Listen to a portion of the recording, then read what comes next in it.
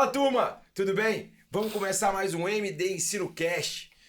E hoje, depois de semana passada que a gente fez o MD Ensino, eu fiz um MD Ensino solo, ô Ju. É mesmo? Você não que viu triste. Ainda? Meio solitário, não? Não, foi triste. Foi mais ou menos, Sem né? o Melo, né? Você fica com muita saudade do Melo. Eu senti falta do Melo, sempre sinto falta do Melo. Ele não pode ouvir isso não, mas foi sozinho, foi sobre choque hemodinâmico. Foi um modelo novo que a gente tá tentando. Você deve ter visto, né? Pelo amor de Deus. Eu vi, claro que eu vi. Graças a Deus, tá só fingindo que não viu, né? Não? Com certeza.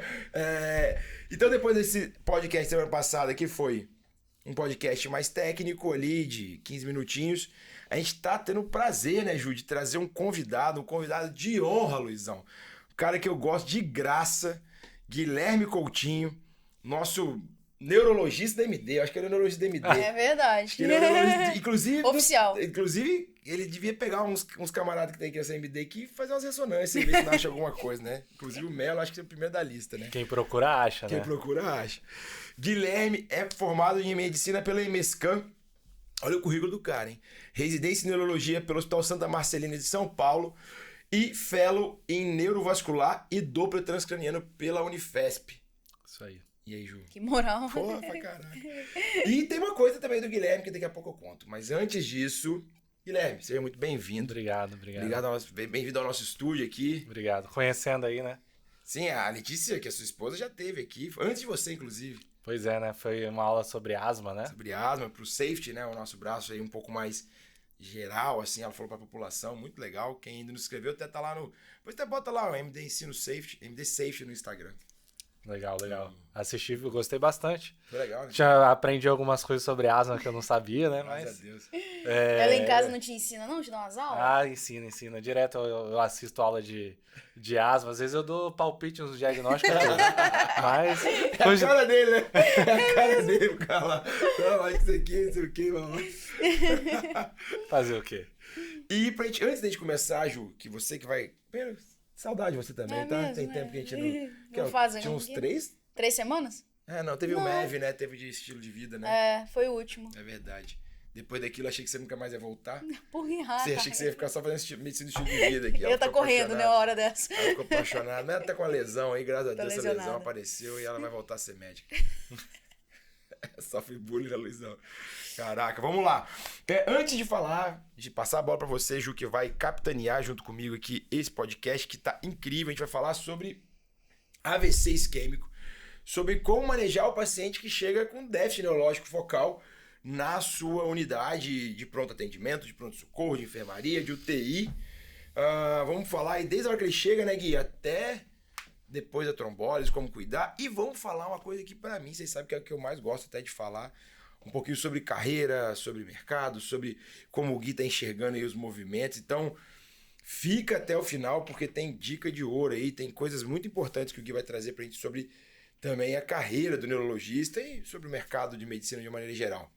O Gui também tá aqui porque ele também faz parte do nosso board aí, do nosso time, do nosso Imersão MD, que vai acontecer no dia 1º e 2 de julho, aqui na sede da MD Ensina. É um curso bem amplo, imersão em paciente grave, vai ter fundamentos em medicina intensiva, vai ter manejo do paciente neurológico com o Gui, tanto AVC isquêmico, AVC hemorrágico, monitorização neurointensiva, acho que a Érica vai dar essa aula.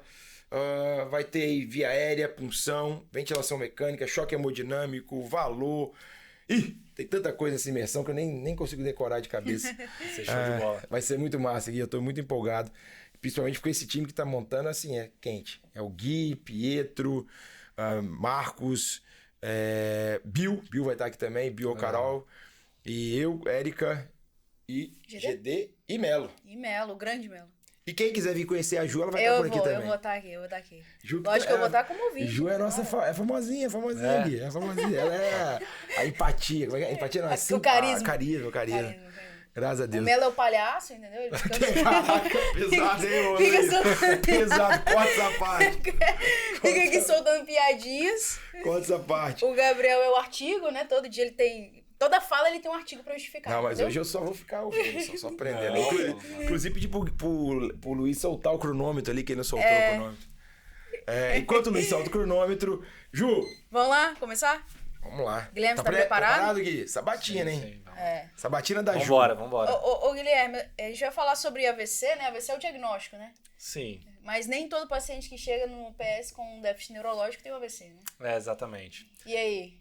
Quando Bom, o paciente chega com um déficit neurológico no PS, qual que é a primeira coisa a se fazer? eu acredito que a gente precisa identificar esse paciente no pré-hospitalar para podermos dar início assim, a toda a cascata de atendimento, né?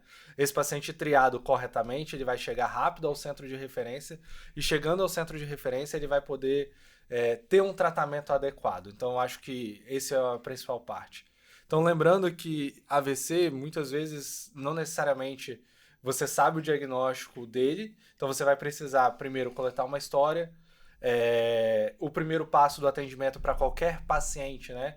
É aquele paciente que chega na emergência, ele chegou na emergência, você vai estabilizar o seu paciente, vai ver via aérea, vai ver a circulação, vai ter principalmente, precisa muito, é extremamente importante, uma dosagem da glicemia. Eu ia te perguntar sobre isso.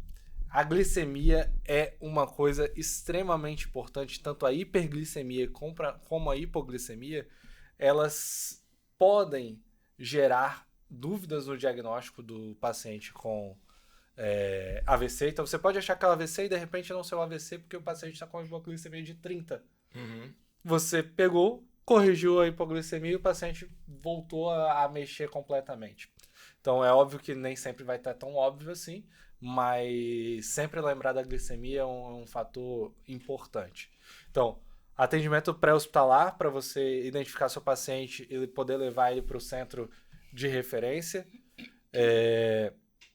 O atendimento no paciente já intra-hospitalar, fazendo todo o ABCDE, né, para você conseguir ver se tem alguma coisa a mais além do déficit neurológico. Às vezes o paciente não contou ali naquele começo, mas de repente ele está hipoxêmico.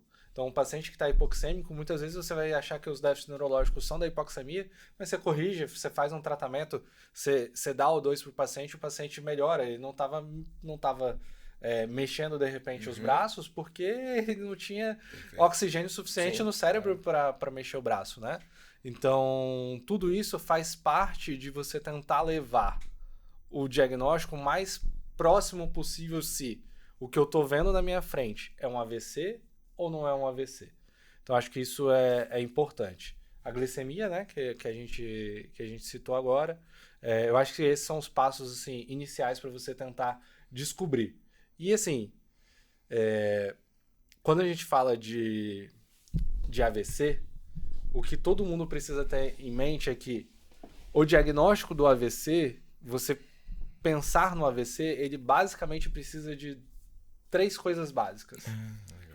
Que é história médica. Então, você vai lá, coleta a história do seu paciente, você examina seu paciente e você tem esses dados iniciais que eu te falei.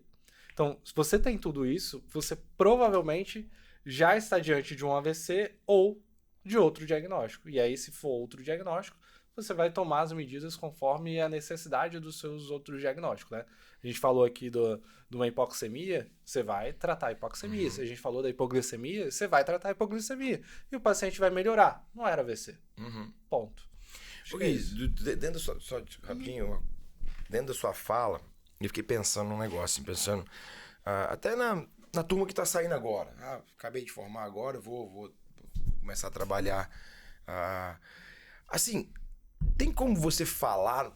Eu sei que vai ser difícil essa pergunta, uma resposta objetiva e certeira. Mas tem como você falar que a gente pode ter, ou não, na verdade, um limiar mais baixo para solicitação de tomografia? Assim, por exemplo, um pouco... E até quando tá na história eu falar isso, porque eu sou tão focado em valor, em custo, efetividade, tudo sei o quê. Mas, por exemplo, se chega um paciente com dor torácica, tem um monte de causa de dor torácica, mas você roda um eletro. Sim. Você pede uma troponina, por exemplo. Se chega, enfim, um paciente com sepsis, enfim, com febre e tudo mais, você se preocupa com aquilo. E vai lá coletar um lactato, ou, enfim, monitoriza o cara. Seria um paciente que chega rebaixado ou um pouco confuso, eu tô lá no PS, tô com medo de ser um AVC, não tenho tanta habilidade ainda para poder diagnosticar um AVC, fazer um bom exame neurológico, né, que deveria ser, você deveria estar seguro disso. A tomografia ajuda, né, assim, tipo assim, ela vai ser um divisor, assim, pra eu falar, não, cara, esse cara não tem AVC? É uma pergunta realmente difícil. Eu acredito que o que mais te ajuda não é a tomografia na hora. O que mais te ajuda é a história clínica do seu paciente. Legal. É sentar com o seu paciente, se ele puder falar, obviamente, né? Se ele conseguir te dar as informações, sentar com o seu paciente e questioná-lo sobre o que ele está sentindo, que muitas vezes é básico, mas a gente sabe que, às vezes, na correria do dia a dia, a gente esquece, às vezes, o básico, né? Mas sentar com o seu paciente ou sentar com o familiar e perguntar.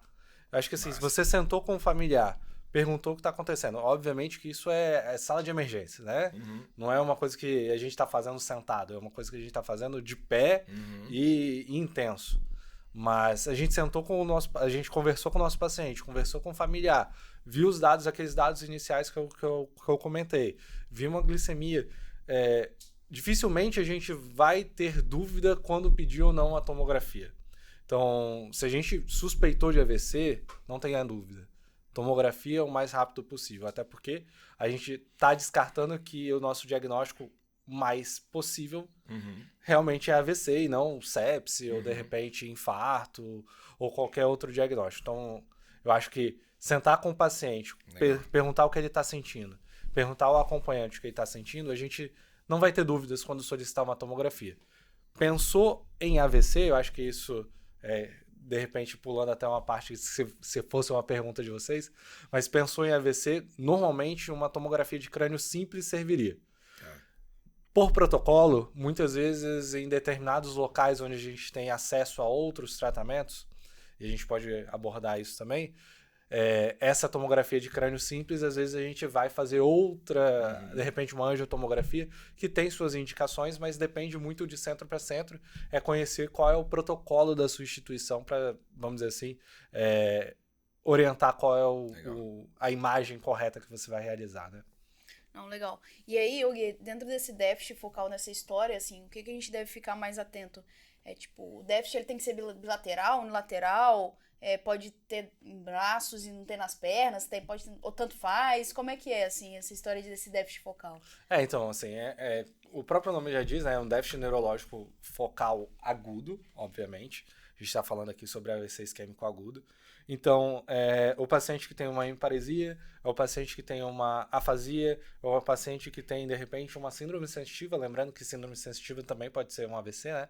Mas, normalmente, o déficit é unilateral. Existem alguns diagnósticos um pouco mais capciosos, né, na neurologia, não vamos entrar em detalhes, mas que às vezes vai ter realmente uma bilateralidade e tal, mas isso não é o dia a dia da pessoa. O dia a dia é uma hemiparesia associada, de repente, a uma afasia, uma hemiparesia associada a uma extinção, uma disartria, um desvio de rima. Então, normalmente, se o paciente tem uma hemiparesia associado a um sintoma cortical, seja ele desatenção, seja ele extinção, seja ele afasia, dificilmente você não está diante de um AVC. Legal. Dificilmente. Então, lembrando que às vezes você vai achar que é um AVC e vai ser outra coisa. Eu posso até, se vocês perguntarem, eu posso até dar exemplos do que já aconteceu. Pode dar exemplo, pode dar. Mas... A gente tem que perguntar, A gente tem... Dá um exemplo. Existem várias formas de dizer isso, né? A gente mais comumente chama isso do inglês stroke mimics, né? Então, que mimetizam o AVC, né? Então, são alguns outros diagnósticos que mimetizam. A hipoglicemia entra nisso, mas às vezes hipocalemia ou crise convulsiva, você acha que é um AVC e às vezes você faz todo o procedimento como AVC e você vê depois que não é, né?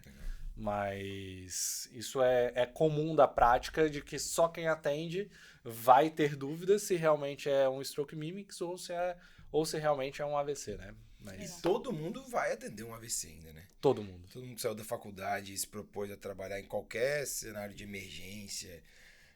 Qualquer. Se tá atendendo, até mesmo consultório de dermatologia, tá arriscado você, claro, eventualmente Tadinho de dermatologista, né? Tem que ter um capítulo muito legal de podcast. Eu sempre cito elas de exemplo, né? Nada contra, muito pelo contrário. Acho que é uma coisa que a gente precisa... Esse é o tipo de conversa que a gente precisa ter, né? Assim, talvez até depois ter um nível até mais leigo, né, Gui? Porque, inclusive, pessoas que não são médicos vão encontrar alguém com AVC ainda em algum momento da vida deles, provavelmente, né? Com certeza, com certeza. Sim. É uma doença muito comum e que nos últimos anos, assim, a gente tinha alguns belos anos atrás, a gente tinha uma ideia de que AVC era tipo assim, é AVC, legal. E acabou por aí. Hoje não é assim mais. Hoje é um AVC e a gente tem várias formas de tratar esse paciente. Evoluiu muito o AVC nos últimos anos e aqui no nosso estado, principalmente na Grande Vitória, onde quer que o paciente vá, ele tem que ser tratado. E tem que ser tratado com todas as terapias, porque são terapias que estão disponíveis tanto no SUS quanto nos convênios. Então, assim, não tem por que a gente não dar seguimento a esse paciente, não diagnosticá-lo e, às vezes, tirar a oportunidade do paciente de ficar sem sequelas, de repente, né? Ou minimizar as sequelas caso elas venham a existir. Então, eu acho que isso é muito importante. Cara, te perguntou um negócio assim... Você falou um negócio e eu tenho pensado muito nisso, que eu acho que eu acho que a medicina avançou demais nos últimos anos, desde que eu me formei como médico e depois como residente. Porque você acabou de citar aí, assim, hoje você tem como tratar em tempo. Eu quero te fazer essa pergunta, a gente vai te fazer essa pergunta sobre tempo, enfim, sobre trombólise, mas você tem várias coisas para tratar, vários tempos, várias formas de individualizar o paciente. Sim. Dentro da medicina, da terapia intensiva, da medicina de emergência, eu acho que a gente avançou tanto, cara, que não dá mais pra gente para o médico que estiver formando não saber que existe mais do que algumas coisas. E acho que se torna um pouco complexo, né? Acho que até um podcast como esse é interessante porque é isso. Porque antigamente, não tem o que fazer. É o que você falou, não tem o que fazer, não chegou pra mim, não chegou no tempo. Hoje não é bem assim, né? Os tempos estão um pouco mais dinâmicos, eu diria. Muito mais. As imagens estão te permitindo mais alternativas de tratamento, né? Hoje a gente tem tratamentos com nível de evidência alto, né? E que antes a gente não tinha. Então, os estudos, eles todo ano sai estudo novo, e é realmente, muitas vezes até complexo, porque você entra numa medicina que você individualiza muito caso a caso, mas o AVC, ele precisa ser... Você precisa selecionar esse paciente que precisa de reperfundir. Hoje no infarto, quando você atende um infarto agudo do miocárdio, você sabe que, assim, chegou um paciente com supra, você não tem que ficar esperando troponina. Você vai abrir o vaso. A conduta é abrir o vaso. Perfeito. Né?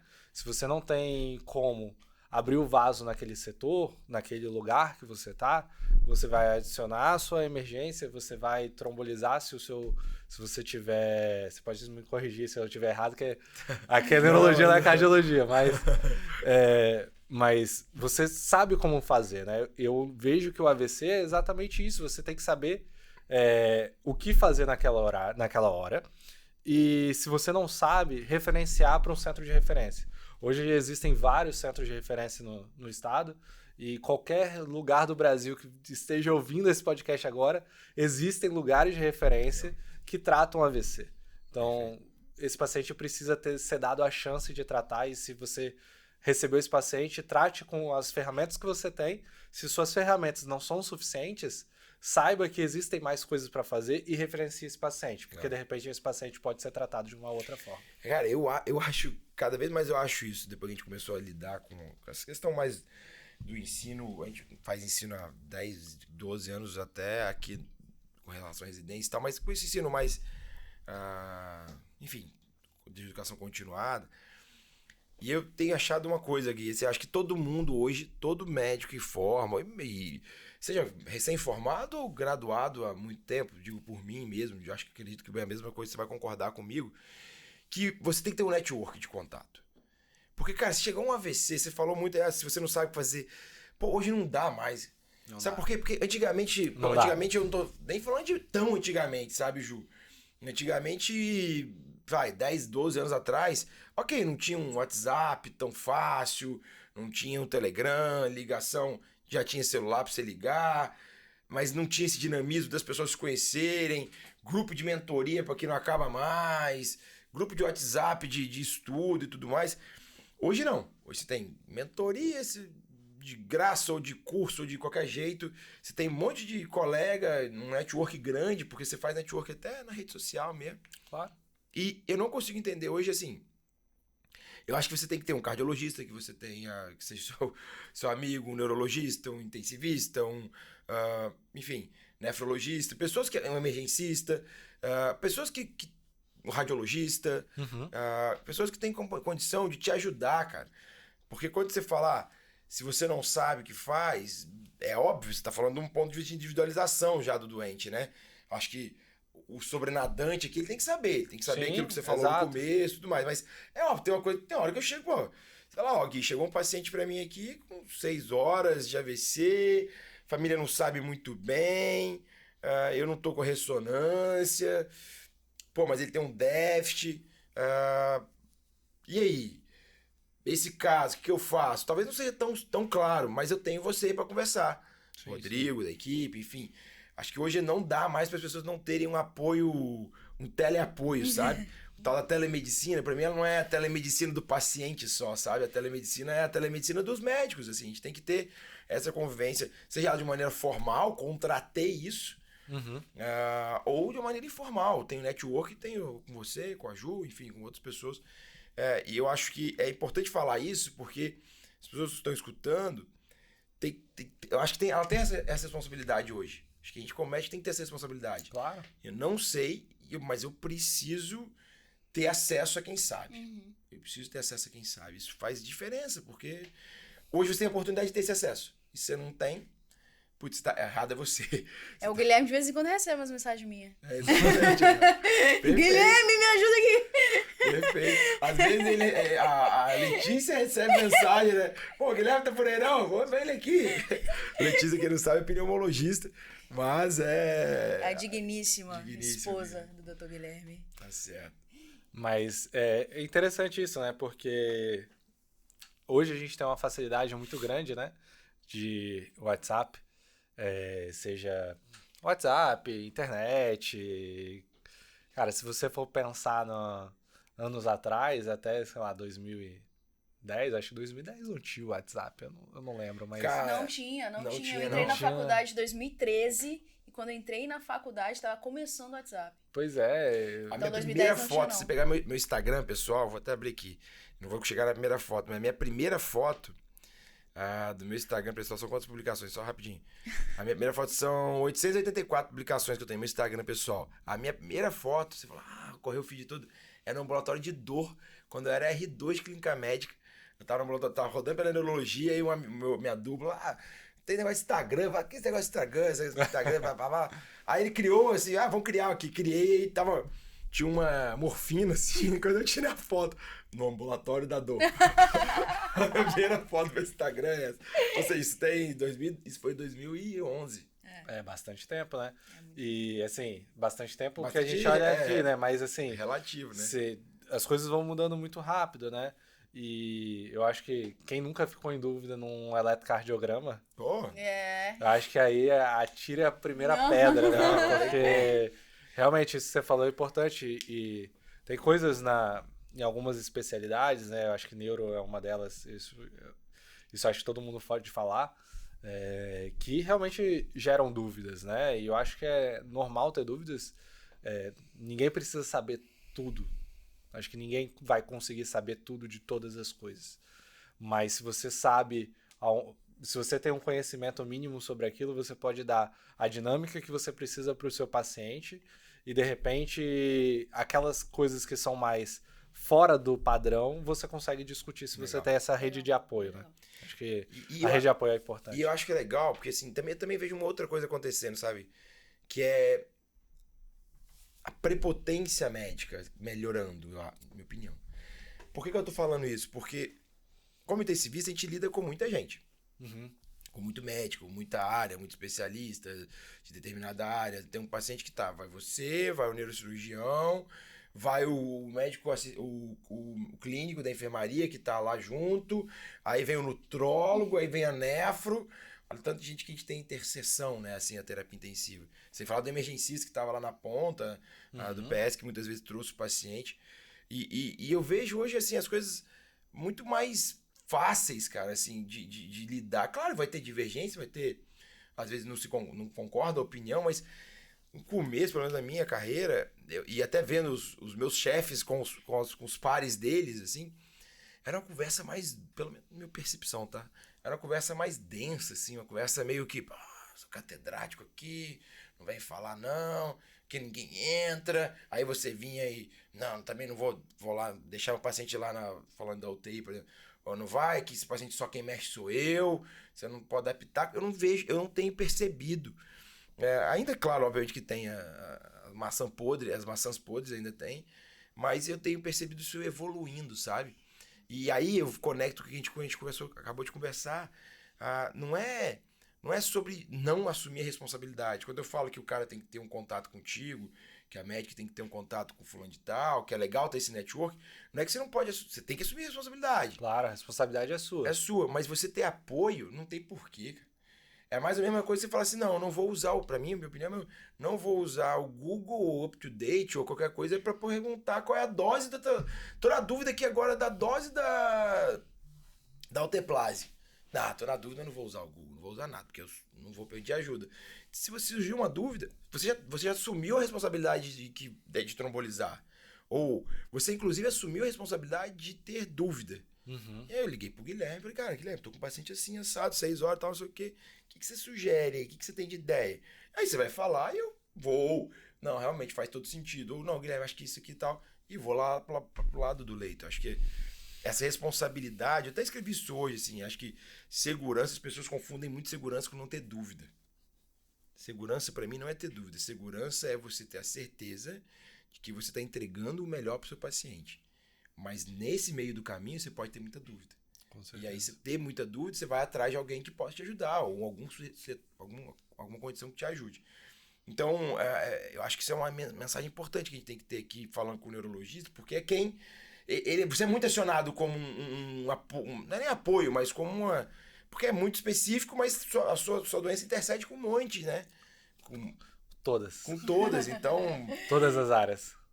Não, cara, e se você não tem uma área que não interceda. Exato. E se você não tem um amigo gente boa ou um colega gente boa, vai arrumar cara, porque tem gente boa por aí, né? Vocês não parem pela minha experiência, assim, não parem pelo meu namorado, não. Você continua tentando, você vai arrumar um cara gente boa. Eu demorei a arrumar um neurologista gente boa. Sacanagem. Hoje deu uma fugida aqui do tema, né? Mas vamos voltar aqui. Não, uma fugida, porque a intenção é essa mesmo, né? Voltando aqui. Volta, Ju, vai, Ju, resolve. Ô, Luizão, a Ju, ela ainda vai me tirar desse podcast. Ela vai, o objetivo dela é esse, ela quer. Mas é porque o Gabriel, ele se empolga, isso é massa. Ele se empolga. Ele vai falando agora aí. Agora ela fala isso. Ele não para nunca mais. É porque ele falou umas coisas que me fez pensar. Não foi uma crítica, não. Não, obrigado. Te entendi. Bom, vamos lá. Então a gente fez a suspeita, né, de que tenha um AVC. Isso. Então a gente pensou em AVC. Descartamos as outras, né, comorbidades, sepse, enfim, hipoglicemia. Descartamos, não achamos que é. Nossa suspeita maior é AVC. A gente precisa de exame de imagem. Precisa de exame de imagem. Qual que eu vou pedir? Na maioria dos centros, tomografia de crânio simples vai resolver os seus problemas. Igual eu tinha falado anteriormente, em alguns centros a gente adiciona angiotomografia, às vezes de crânio e de pescoço, quando a gente tem disponível, pensando de repente numa terapia de reperfusão com trombectomia. Mas, por exemplo, se você não tem isso disponível, a tomografia de crânio simples resolveria quase 100% dos seus problemas. Em alguns casos selecionados, a ressonância também pode ajudar, mas assim, o exame de escolha, se você fosse escolher, tomografia de crânio simples. Se você tem acesso a mais coisa, aí você pode realizar angiotomografia de crânio e angiotomografia de pescoço arterial, para você ver se tem uma oclusão de um grande vaso, que você vai, de repente, selecionar esse paciente além da trombólise para a trombectomia. Legal. Então, seria mais ou menos isso. E o que eu vou querer ver nessa tomografia? Interessante. Existe um conceito antigo que... Não vou dizer antigo, mas um conceito que acho que todo mundo, quando fez faculdade, eu não sei se ainda é assim na sala de aula, mas tomografia no AVC isquêmico serve para Exclui sangramento. excluir sangramento. E acabou. Não é isso? Acho que talvez as tomografias antigamente eram tão Muito ruins, Antigamente tá falando de pouco tempo, né? Sim. Mas hoje a gente... Mas é isso. O jargão é esse. O jargão é esse, né? Excluir sangramento. Não só. Essa é a questão. Então, hoje a gente tem algumas coisas que a gente consegue olhar na tomografia e a gente consegue verificar que aquele tecido já tem alguns sinais que a gente chama de sinais precoces de isquemia. A gente consegue ter um score, né, que é o score Aspects. Esse score ele consegue analisar se você tem algum sinal precoce de isquemia, e ele analisa algumas áreas específicas do cérebro, e você consegue analisar se ele tem uns sinais precoces de isquemia, que seria uma perda da diferenciação córtico-subcortical. Então você consegue ver, por exemplo, que um ladinho aqui está diferente do outro lado, e aí de repente isso pode te dar um sinal de que você está diante de um AVC. O Aspects, que é uma escala que varia de 0 a 10, sendo que quanto menor, mais sinais de isquemia precoce tem. Então, vamos dizer assim, o infarto é até maior. Se o paciente chega muito rápido, esse Aspects pode ser de 10. Mas se você está vendo que tem uma alteraçãozinha, de repente você está diante do seu diagnóstico e beleza, vamos embora, porque esse você provavelmente está diante do diagnóstico certo. Além de óbvio, a gente, se tem, por exemplo, uma oclusão de uma cerebral média no seu exame, às vezes na tomografia de crânio simples você consegue ver também o sinal da artéria cerebral média hiperdensa. Isso também é uma coisa para você ficar de olho se tem ou não tem. Além, óbvio, de você conseguir ver outros diagnósticos, como, por exemplo, sangramento. Então você consegue ver que tem um sangramento, se é, por exemplo, um AVC hemorrágico, se é uma hemorragia subaracnoide, se de repente é um hematoma subdural, o paciente caiu, ou não tinha uma história tão clássica de queda, mas é um etilista que estava caindo várias vezes, e aí você vai lá, olha o hematoma subdural. Então você consegue analisar bem isso daí. Até mesmo tumor, infecção, e que às vezes a história pode se confundir um pouco, mas você decidiu fazer a tomografia com base na sua história clínica, né? Tá, legal. E Guilherme, assim, pra quem, por exemplo, você falou de muita coisa mais tecnológica e talvez o cara que tá lá no Guaçuí. Guaçuí tem um monte. Tá lá em Guaçuí, a tomografia lá não é das melhores. Que não é das melhores, minha filha. Você tá doido? Meus amigos lá da tomografia, tudo, Dudu, Vitinho, tudo radiologista lá. A tomografia é top. A tomografia não é o problema lá. O problema lá não é. A tomografia não é. Então vamos pra outro lugar. Não, então. mas pode ser. Continua sua lugar história. do interior que tem uma tomografia ruim, mas vai ter que ter um radiologista lá, porque alguém vai laudar Isso, essa exatamente. tomografia. Vai ter um radiologista. Então você pode ligar para o radiologista e perguntar: tem alguma alteração nessa tomografia? Você está vendo algum sinal precoce de isquemia? E ele vai conseguir te ajudar nisso, né? E normalmente, assim, existe uma cultura que eu vejo muitas vezes, que é esse paciente chegou, você pede a tomografia, você deixa o paciente ir para a tomografia. Vai lá para a tomografia, e quando o paciente volta, você vê o resultado. Não. O que eu sugiro... Depois, quando sair o laudo, depois de 3, 4, 5 horas... O que eu sugiro, acompanhe esse paciente na tomografia, vai lá, veja o que está acontecendo. Se for um sangramento, você vai diagnosticar naquele momento. O sangramento é bem óbvio, né? Bem óbvio, né? Então, assim, se você tem um conhecimento mínimo sobre tomografia, e nós médicos, em geral, seja recém-formado, seja dermatologista, nada contra os dermatologistas, mas esqueci, eu tinha citado o dermatologista antes, mas qualquer outra especialidade que não seja neurologista ou não seja emergencista, ele precisa abrir a tomografia e olhar e falar assim, cara, tem uma coisa estranha aqui. Tem uma bola aqui branca aqui. É, exatamente. Pô, será que isso daqui é sangue? Poxa, deixa eu ligar aqui pro radiologista porque eu tô vendo uma coisa aqui, já vou ligar pra ele agora, já vou acionar ele. E não só de repente ficar esperando lá, sentado na sua sala de emergência, atender outros pacientes que às vezes nem era a sua prioridade ali, porque tempo é cérebro. Então, a mesma coisa que os cardiologistas gostam de falar, que tempo é músculo e tempo também é cérebro, né? Então, o tempo é cérebro, então quanto antes você diagnosticar, mais fácil você vai ter essa tomada de decisão. Então, a tomada de decisão, ela vem conforme a gente vai andando nesse protocolinho que a gente está criando. Primeiro a gente avaliou, pensou que era AVC, agora a gente está levando para a tomografia, estamos tentando melhorar o nosso diagnóstico. Se essa tomografia vier normal, com aspectos 10, não veio sangramento, lembrando que ela ainda pode ser AVC, provavelmente é, porque você já pensou lá atrás que era, então provavelmente é, e aí agora a gente vai caminhar com o nosso diagnóstico, né? Show. E aí? Acho importante a gente falar só sobre o NIH também. Quer falar sobre o NIH? Ele gosta de fazer NIH. Ele gosta de fazer NIH. Porque o residente tem que fazer NIH, aí isso fica pregado na nossa mente, NIH. NIH 1515, NIH 3030, aí fica lá nós, que mês nós estamos? Pô, era residente lá Tá no... sentindo aqui, tá sentindo... Exatamente. Quando eu era residente lá no HC, lá em Curitiba, era... Nossa senhora, a gente ficava com o bip do NIH. Da trombólise, cara. No residente da Neuro, meu amigo Júlio, na época era o Júlio que era comigo, mas residente da Neuro, eles tinham um dia que o bip ficava só com... Não sei como é que é hoje, mas na época tinha um dia que o bip ficava com os caras da clínica e eles ficavam de sobreaviso com os caras da clínica. Puta, cara, rapaz, era esse negócio de NIH aí. Aí tinha que ficar... Aí tem as fotinhas pra falar. Inteiro, os cara. desenhos. Fala do NIH então. Era 24 Explica também assim um pouco do que é, pra que serve, né? Pois é.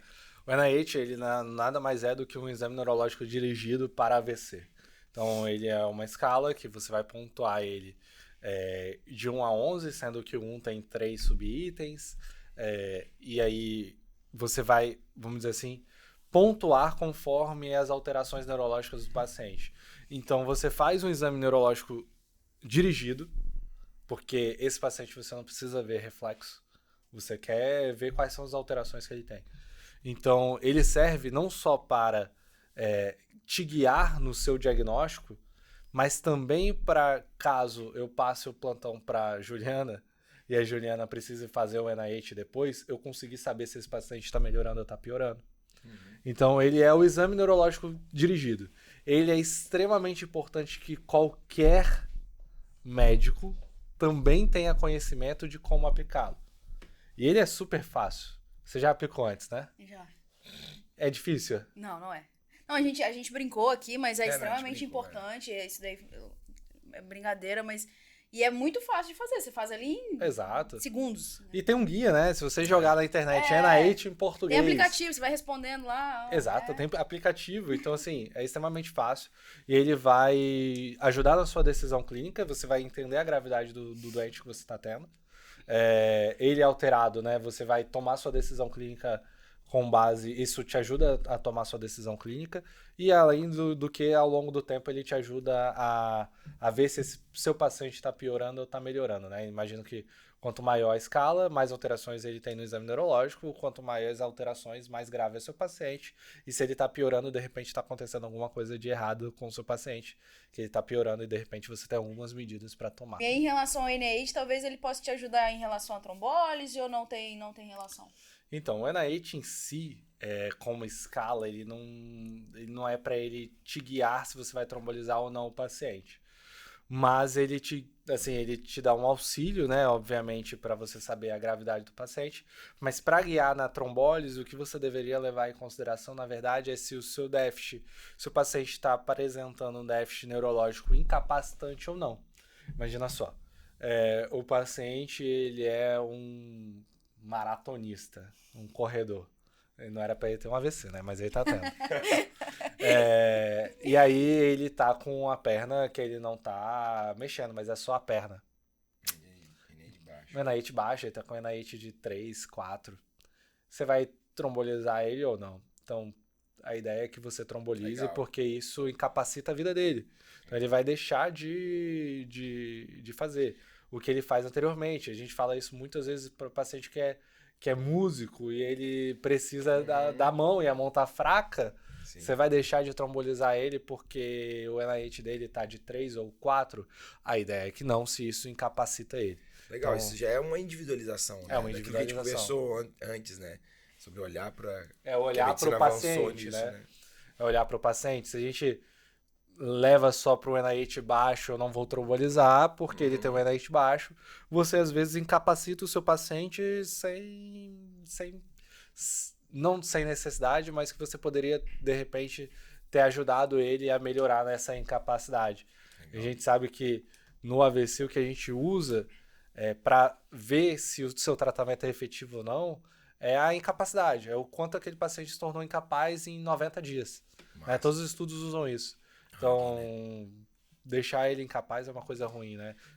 Fora do mercado de trabalho, de repente, né? A gente tem falado sobre isso aqui, né, falado Gabriel? muito sobre isso, o Gui, assim, muito, muito, muito. A gente não é sobre mortalidade, cara. Eu acho que a medicina está avançando a partir do momento que ela atingiu bons níveis de mortalidade. Na neurologia, por exemplo, o AVC deveria... não tem dado disso, não é nosso objeto de estudo a epidemiologia do AVC, mas com certeza, assim, há 20 anos, 25, 30, talvez até menos, 10 anos atrás, 15, o AVC deveria ter uma mortalidade muito maior.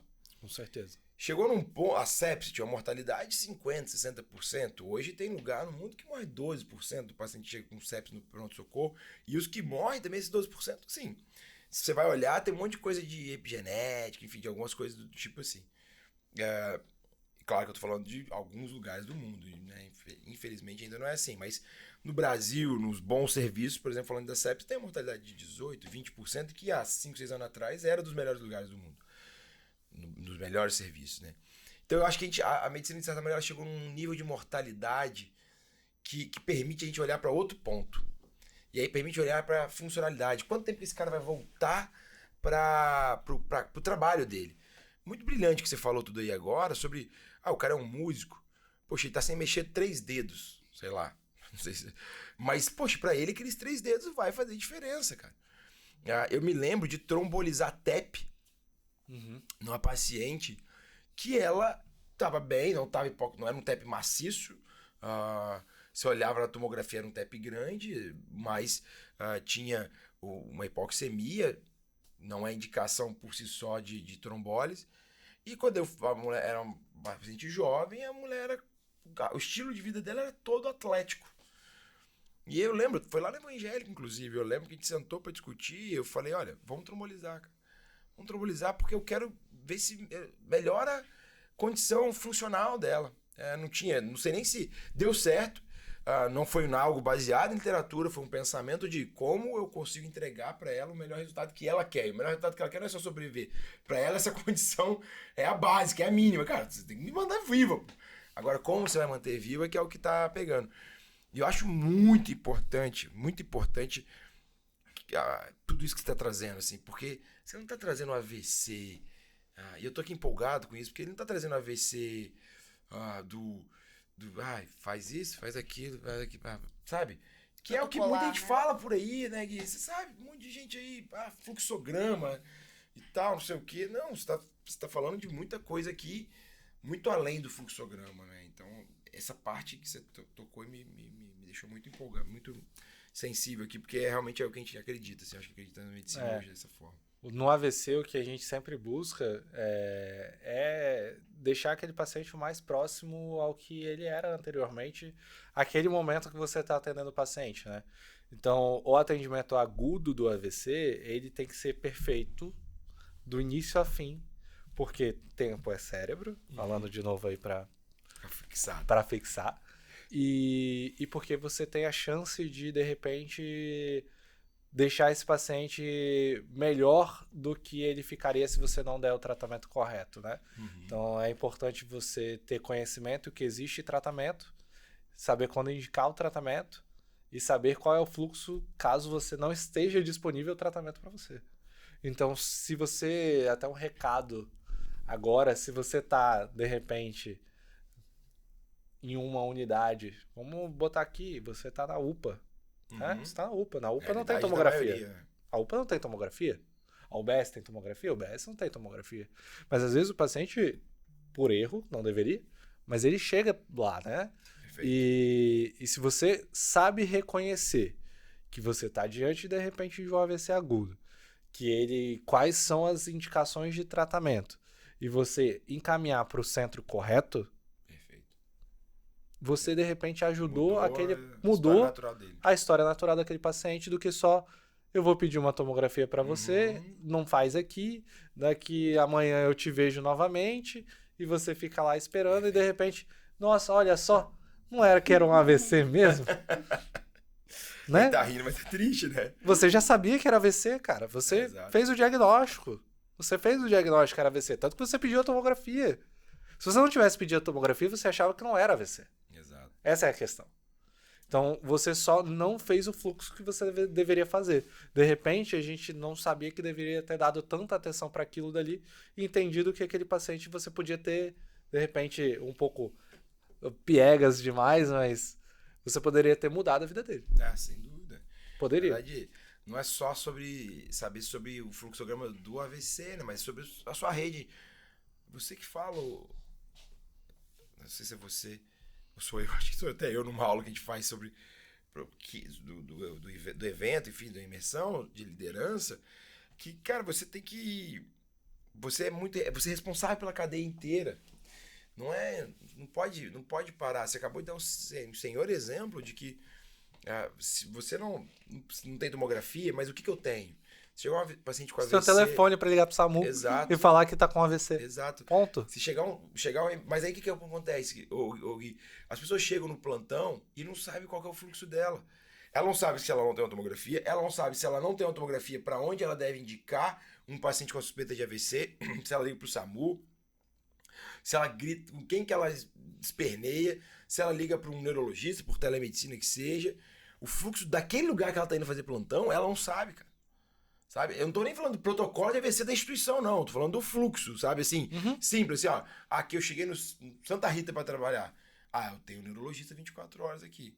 Eu tenho um neurocirurgião 24 horas. Bem, beleza. Então qual que é o meu fluxo? Chegar aqui um paciente aqui, eu tô na enfermaria, e eu vou lá, me sou chamado, tem um déficit. Qual que é o meu fluxo? Não. 24 horas eu ligo pro PS, o neurologista vem, vou abrir o protocolo de AVC. Tal. Mas na pior das hipóteses, mesmo que ela não sabe detalhes do protocolo, ela sabe que tem um neurologista 24 horas. Sim. Não, o neurologista só até meia-noite. Depois de meia-noite, o que eu faço? Não tenho neurologista. O que eu faço? Acho que isso é o que você falou. É tão simples, mas é tão importante.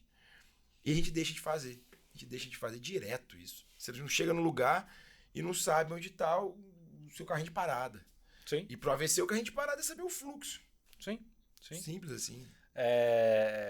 Isso é importante até para os jovens médicos antes de iniciar numa jornada nova de trabalho, se interessar como é que é o fluxo de cada doença, né? Por exemplo, eu tô na UPA e chegou um infarto para mim.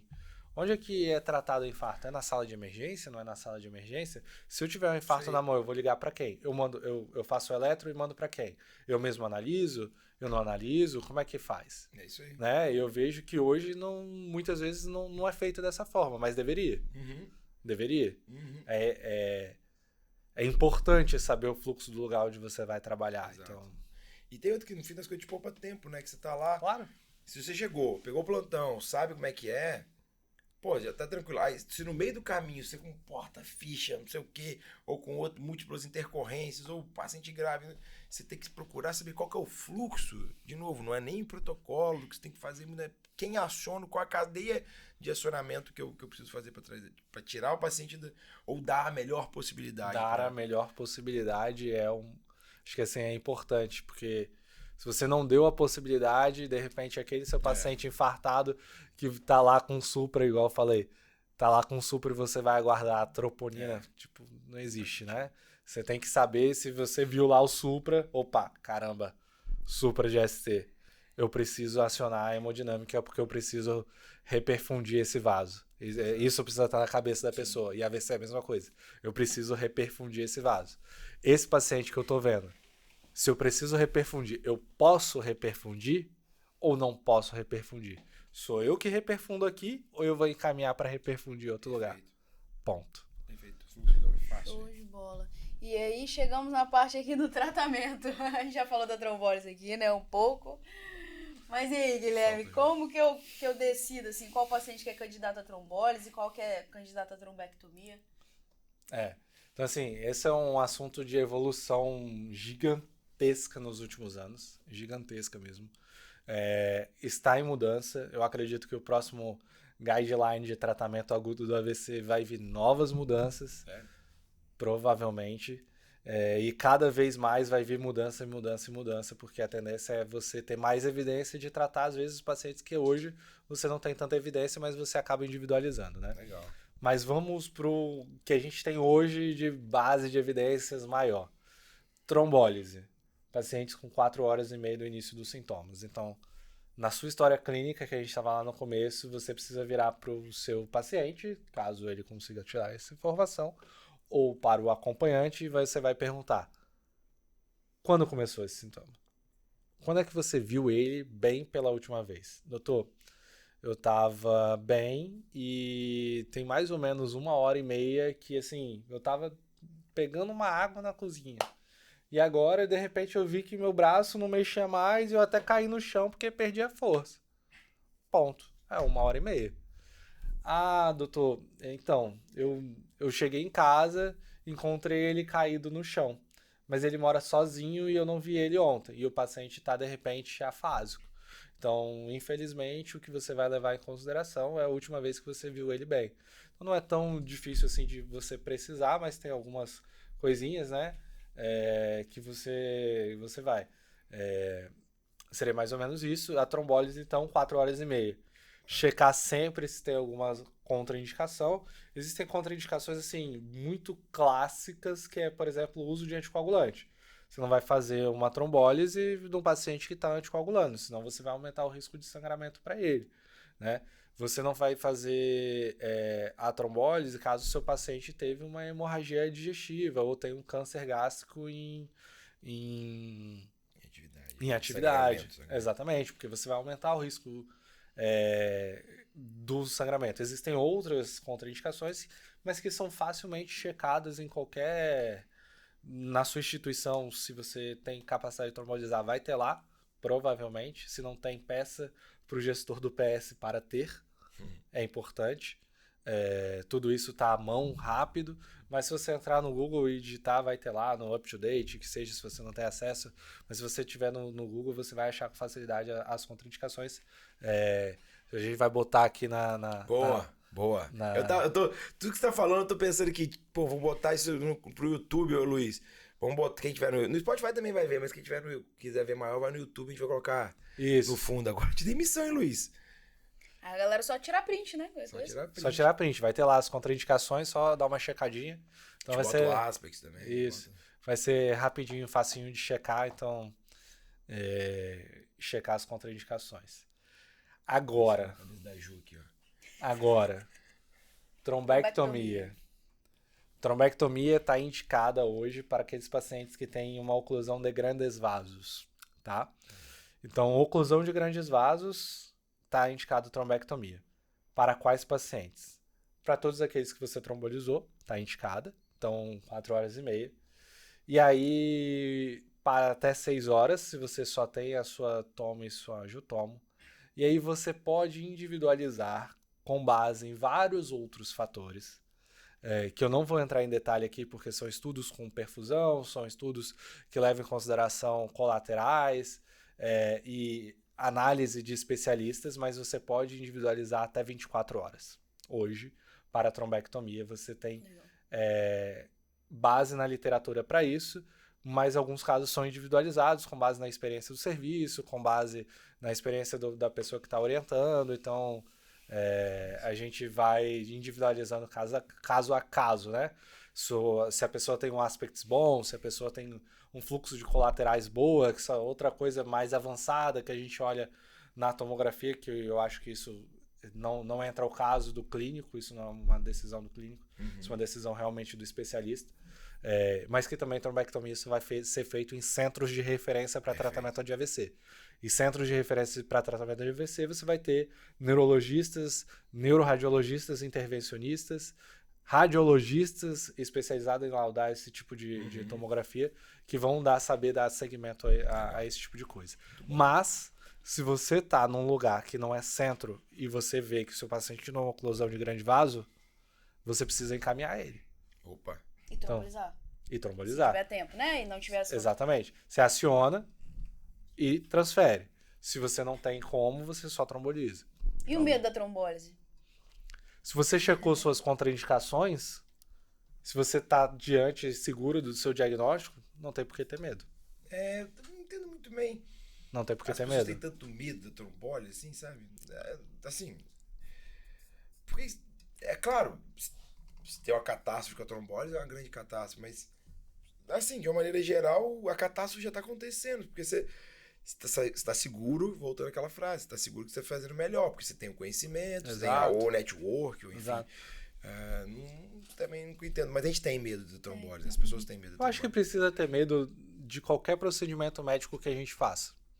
Eu acho que o medo traz um pouco de... tira um pouco daquela prepotência que você tinha falado no começo, né? Mas a gente tem que estar seguro do tratamento ser o melhor. Complicações, elas vão existir em qualquer procedimento. Se você fizer uma cirurgia plástica, um procedimento estético, você pode ter complicações.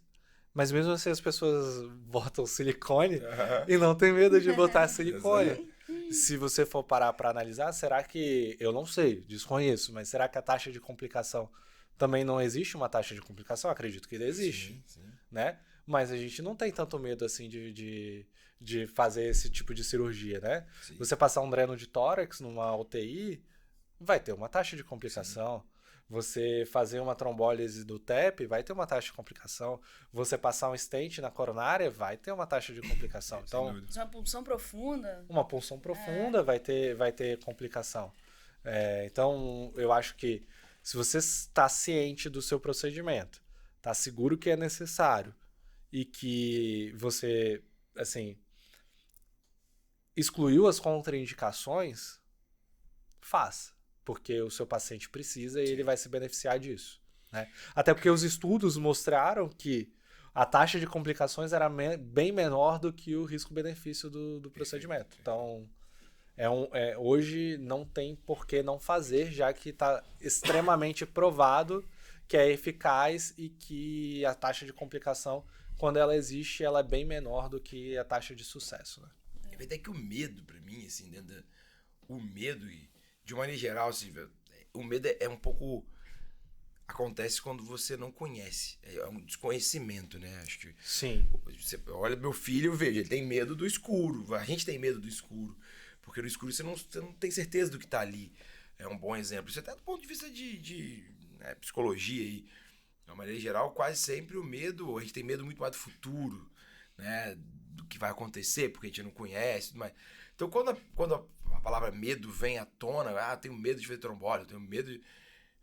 Tá tudo certo você ter medo, só que pra mim você falar que tá com medo de fazer alguma coisa é exatamente igual você falar assim, olha, eu não entendo sobre isso, eu não conheço, eu vou ver quem pode me ajudar a fazer melhor, né, a fazer isso sem medo, mas eu preciso aprender e conhecer pra não ter mais medo. Sim. Porque em um determinado momento talvez eu não vou ter essa ajuda, eu não posso ficar paralisado. De novo, segurança pra mim é igual você ter dúvida, entretanto você ter certeza de que tá fazendo o melhor pelo paciente. Então eu acho que se a pessoa tem medo de fazer uma trombólise, é porque ela nunca fez, ela até tem segurança de fazer, ela conhece, ela estudou, ela sabe a dose, sabe a indicação, tudo, mas eu nunca fiz. Então dá um certo medinho, porque eu nunca fiz, porque é desconhecido. Agora, se é simplesmente porque você não conhece aquilo, aí você tem que parar, esse é um medo que eu preciso evoluir, eu não posso, você não pode, porque senão ele começa, você está sempre num modo paralisante de medo ali, dentro da medicina, e quando você não tiver apoio, você só simplesmente não vai fazer. Vai arrumar um jeito de embarrigar para o plantão, agora você falou no começo ali, de falar para tomografia e tudo mais. Enfim, é só que eu acho que a gente tem que estudar, tem que aprender, tem que evoluir, e aí isso vai ajudando a gente a ter dúvida, ter medo no sentido de, poxa, vou só confirmar o que eu sei. Ser enfim, cauteloso, Ser né? cauteloso, essa é a palavra, melhor do que medo, na minha opinião. Com certeza. Até porque, assim, eu não sei se você já teve experiência com isso, Gabriel, mas hoje existem vários serviços de telemedicina, até para AVC mesmo, né? Para justamente dar essa Acho segurança. até que foi um dos mais robustos, né, Gui? A telemedicina para AVC. Já é uma coisa já mais antiga, né, do que a gente vê Os hoje. pioneiros, talvez. Né? Então, assim, o que acontece é que quem tá na linha de frente, normalmente, você não tem neurologista para botar em todos os hospitais. Não existe isso. Você não vai conseguir. Então, o que acontece muitas vezes, a gente está falando pro Brasil todo, você ter essa referência é importante, mas você precisa conhecer o procedimento. Se eu estou na telemedicina, por exemplo, muitas vezes eu vou orientar o paciente, vou orientar o médico, e o médico ele é clínico. Ele é o emergencista do hospital, né? E ele vai ter que tomar aquela conduta. Eu acho que é natural e dá um pouco mais de segurança se você está na telemedicina, mas se você não tem a telemedicina, a conduta tem que ser tomada do mesmo jeito, né? Perfeito. Então, por que o emergencista, que eu tô à distância, ele faz e você que não tá com a telemedicina não faz? Eu não vejo por que você ter medo se você sabe indicar. Eu acho que a questão Perfeito. é saber indicar, saber checar as contraindicações e saber como manejar o seu paciente com as complicações caso ele tenha, né? Então, isso também é importante, porque pode haver complicações. Sim. Isso pra todo mundo. Sim, pra qualquer coisa. Então, posso fazer a minha pergunta? Pode. A minha pergunta que eu gosto Quem de sou fazer. eu pra te deixar fazer alguma coisa, Gabriel? Pô, não, Luizão, ela quer me tirar do de coisa. mim. Ela quer me tirar, Luizão. Ela quer. Não, eu acho que, assim, tem alguma coisa a mais, Gui e Ju, pra gente falar, assim, dentro desse fluxograma de atendimento? A gente vai conversar muito mais isso aí no Imersão e tudo mais, mas pro podcast, do ponto de vista assistencial, tá? Que vocês sentiram falta a gente falar? Tem muita coisa pra gente falar, mas dentro dessa linha que a gente falou, que eu quero mudar um pouquinho o ritmo o giro do aqui pra trazer pra um lance de carreira, um pouquinho entender algumas coisas da neurologia com o Guilherme. Não, legal. Tem alguma coisa que você acha que faltou? Não, acho que é isso. Acho que vamos assim, take home message, né? Eu acho que é saber identificar o seu paciente, lembrar sempre da glicemia, nunca esqueça da glicemia. Nunca esqueça da glicemia.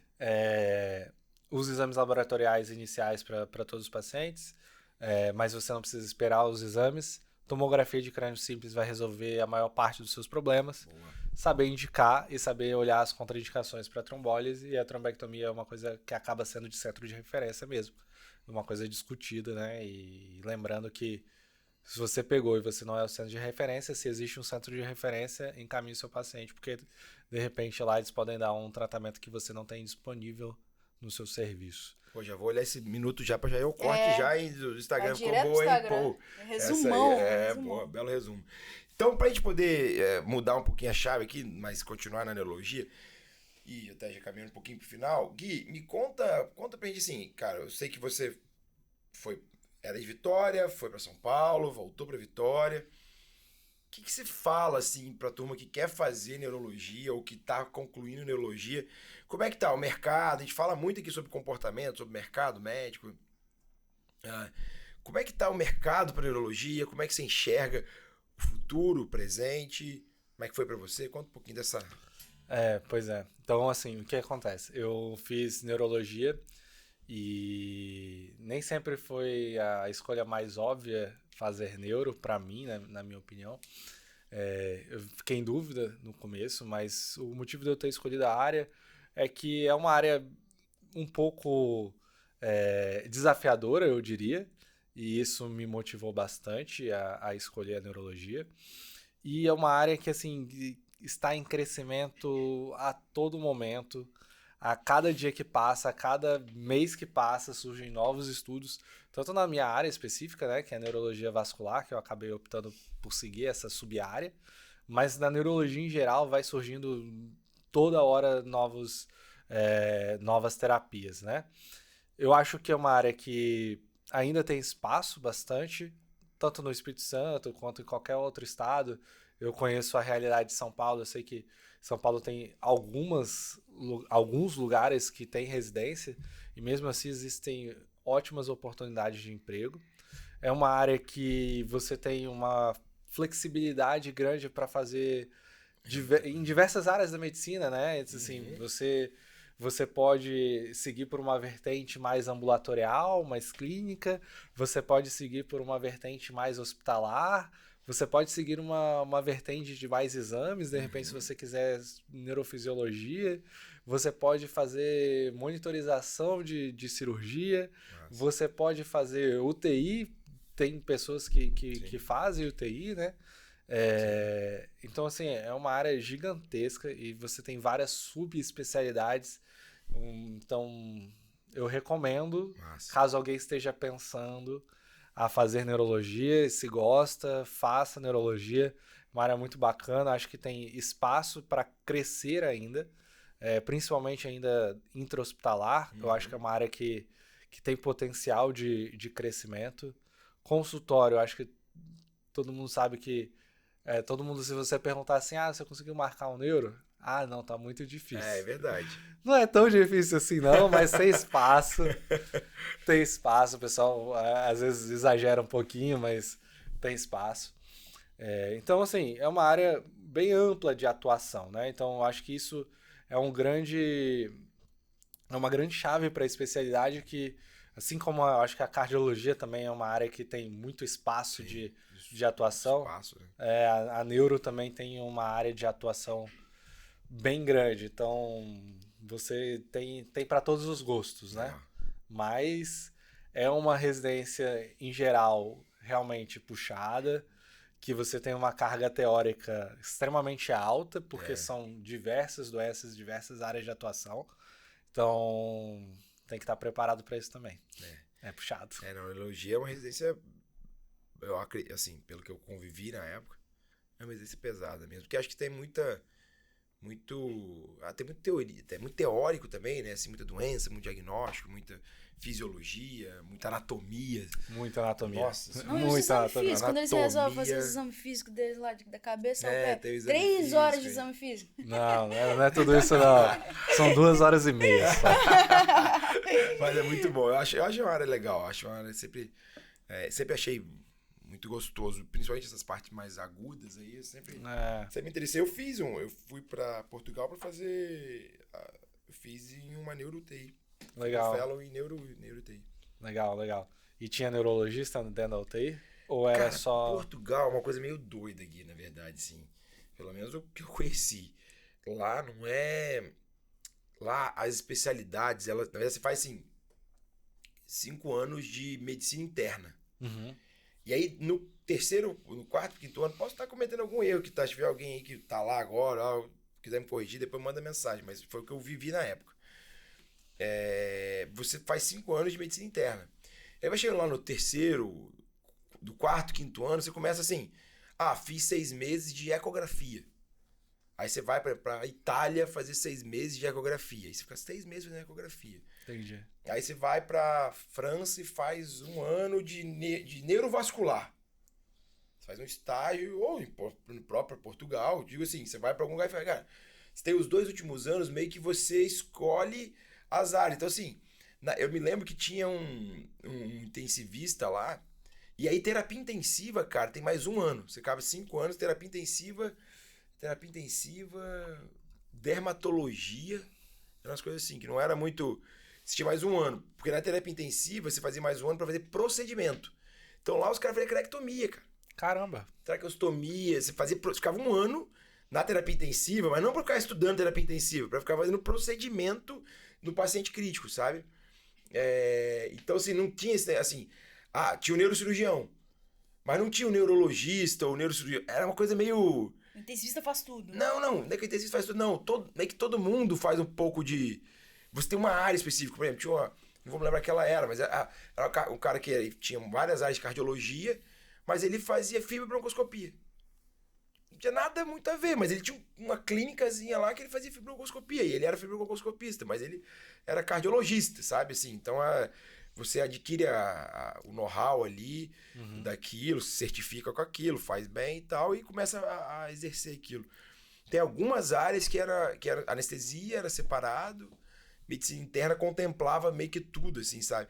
Inclusive, se o cara quisesse fazer só clínica médica, por exemplo, ele também precisava fazer uma área de atuação, um estágio voltado para isso, sabe? Então é meio doido. Dentro dessa UTI não tinha neurologista clínico, cara, tinha relação com a neurocirurgia e tinha neurologista que estava sempre no serviço.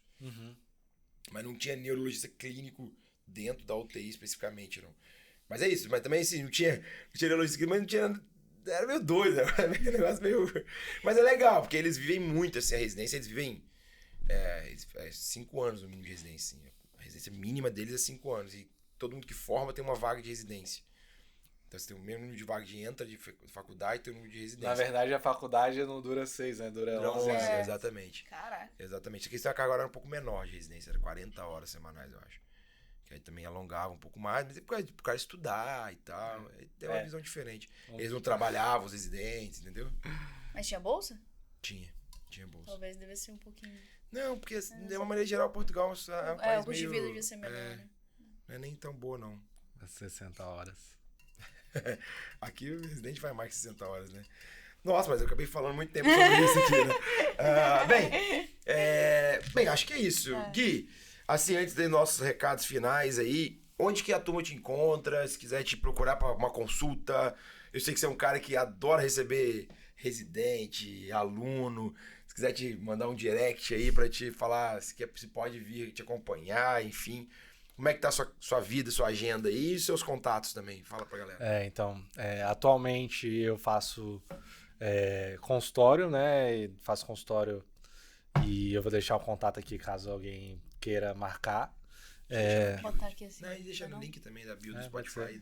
Quem quiser me encontrar no Instagram, que tá lá, é @Dr. Guilherme Neurologia. Legal.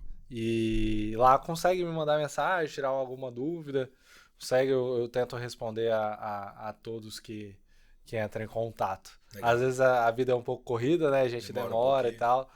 Se eu não responder, é porque eu não vi, de repente manda de novo, que aí eu respondo, fica tranquilo. Eu vou dar uma dica, hein? Manda mensagem assim, Guilherme, queria fazer um estágio com você. Ele vai dar um jeito, ele gosta de receber. Ele gosta mesmo. Ele gosta de aluno, gosta? Perfeito. Mais algum? Não, acho que é isso. Legal. Ju, mensagem final? Alguma? Não. Quer avisar dos... Eu falo. Falar dos cursos? Sem dúvida, né, Ju? Sem dúvida. Porque quem fala é o Melo, né? Geralmente quem fala é o Melo. A gente tá Melo. sentindo uma saudade do Melo. Verdade. Sentindo falta dele, pelo menos nesses últimos 30 segundos. Bem, pra falar, a gente já falou do curso de imersão. Hoje é a gente tá gravando esse podcast no dia 6 de junho, ele vai ao ar na segunda-feira, dia 12, Dia dos Namorados. Já até manda aqui, ó, pra ler aqui um beijo. Beijo. Aí, pronto. Nossa, eu ia falar um negócio, não vou falar não, Ju. Não vou te comprometer.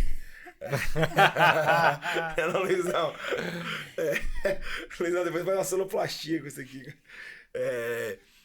Então, você vai ao ar dia 12 de junho e hoje é dia 6. Tem 5 dias que a gente abriu a inscrição e já tem metade da turma fechada. Então, corre aí pro curso de imersão, depois da aula que vocês viram aqui do Gui. Vão ver que tem um monte de coisa que ele deixou aqui no ar, no curso vai ter.